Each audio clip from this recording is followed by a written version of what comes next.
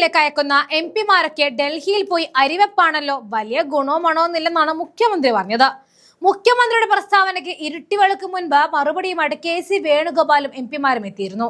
പറഞ്ഞാൽ മനസ്സിലാകാത്ത മുഖ്യമന്ത്രിക്ക് കാണിച്ചു തന്നെ കൊടുത്തു. ഇക്കഴിഞ്ഞ ശൈത്യകാല സമ്മേളന വേദിയിൽ കേരളത്തിൽ നിന്നുമുള്ള എംപിമാരുടെ താണ്ഡവം തന്നെയാണ് കണ്ടത്. തൊഴിലുറപ്പ് ബില്ല് അവതരിപ്പിച്ചത് മുതൽ തുടങ്ങിയ പ്രതിഷേധം ബില്ല് പാസാക്കുന്ന വേളയിൽ ഡെസ്കിൽ കയറി പ്രതിഷേധിച്ചുകൊണ്ടാണ് മറുപടി നൽകിയത്. ചരിത്രത്തിലെ ഏറ്റവും ദൈർഘ്യമേറിയ ശൈത്യകാല സമ്മേളനം അവസാനിക്കുമ്പോൾ പ്രതിപക്ഷത്തിന്റെ നേതൃത്വനിരയിലേക്ക് പ്രിയങ്ക ഗാന്ധി ഇരിപ്പുറപ്പിച്ച കാഴ്ചയും നമ്മൾ കണ്ടു.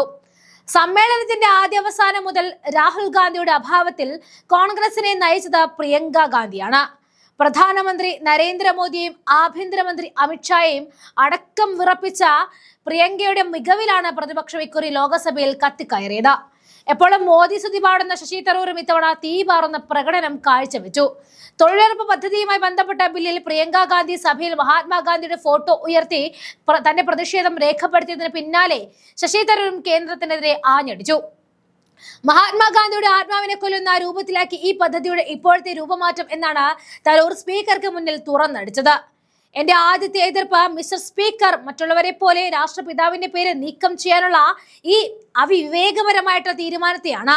ഇതായിരുന്നു തരൂരിന്റെ ആദ്യ സെന്റൻസ്. മഹാത്മാഗാന്ധിയുടെ രാമരാജ്യം എന്ന സങ്കല്പം ഒരിക്കലും ഒരു രാഷ്ട്രീയ പരിപാടി മാത്രമായിരുന്നില്ല. അത് ഗ്രാമങ്ങളെ ശാക്തീകരിക്കുന്നതിൽ വേരൂന്നിയ ഒരു സാമൂഹിക സാമ്പത്തിക രൂപരേഖയായിരുന്നു. ഗ്രാം സ്വരാജ് എന്നതിനുള്ള അദ്ദേഹത്തിന്റെ അചഞ്ചലമായിട്ടുള്ള വിശ്വാസം രാമരാജ്യം എന്ന അദ്ദേഹത്തിന്റെ കാഴ്ചപ്പാടിന്റെ ഭാഗമായിരുന്നു.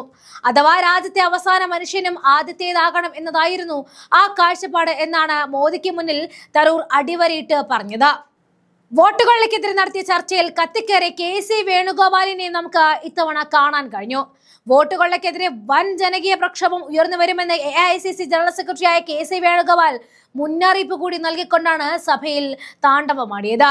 ജയിലിൽ പോകുവാൻ മടിയില്ല എന്നും തെരഞ്ഞെടുപ്പ് പരിഷ്കരണങ്ങളെ കുറിച്ച് ലോക്സഭയിൽ നടക്കുന്ന ചർച്ചയിൽ KC വേണുഗോപാൽ വ്യക്തമാക്കിക്കൊണ്ടായിരുന്നു മുഴുനീളൻ പ്രസംഗം നടത്തിയത്.